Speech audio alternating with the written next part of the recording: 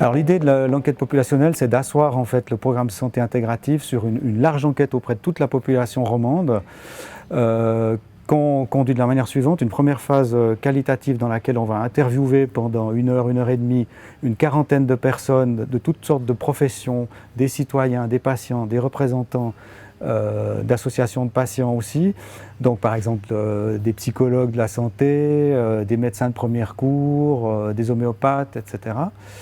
Et sur cette base-là, on construit un questionnaire à partir du repérage des catégories, des lignes de force, du lexique en fait utilisé par ces personnes.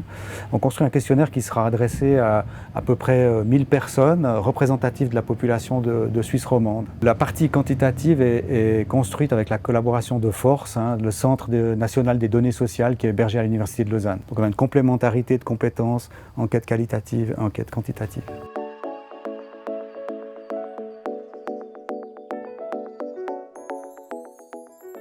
Il y a un besoin sur ce type d'enquête parce qu'en fait on connaît mal les représentations, les attentes de la population sur ces questions-là. Le concept de santé intégrative, il n'est pas encore bien connu, il n'est pas bien cerné, et donc on doit contourner cette question en fait en essayant de faire émerger un concept de santé intégrative qui correspond aux besoins des différents acteurs, des différentes professions. C'était vraiment très important de pouvoir repérer dans un échantillon le plus large possible les représentations de la santé intégrative qui incluent pour la partie quali, des professionnels et des non-professionnels de santé ou non-soignants, et on s'aperçoit d'ailleurs que les représentations sont très communes. Donc on avait imaginé au départ faire deux questionnaires différents, enfin deux approches qualitatives différentes, puis en fait on s'aperçoit qu'il y a un brouillage en fait des catégories entre les professionnels du soin et les non-professionnels du soin, ce qui est en soi extrêmement intéressant.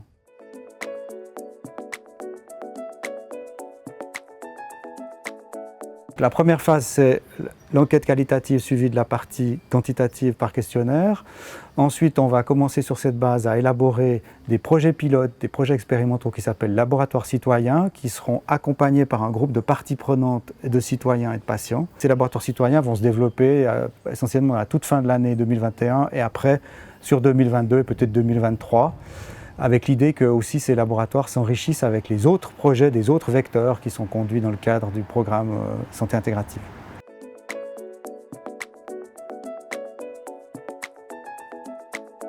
Les obstacles, c'est essentiellement des obstacles méthodologiques qui concernent la possibilité de toucher certains groupes de population, par exemple les populations migrantes, par exemple les populations sourdes et malentendantes qui sont très importantes parce qu'elles n'ont pas le même accès aux soins, aux démarches de prévention, de protection.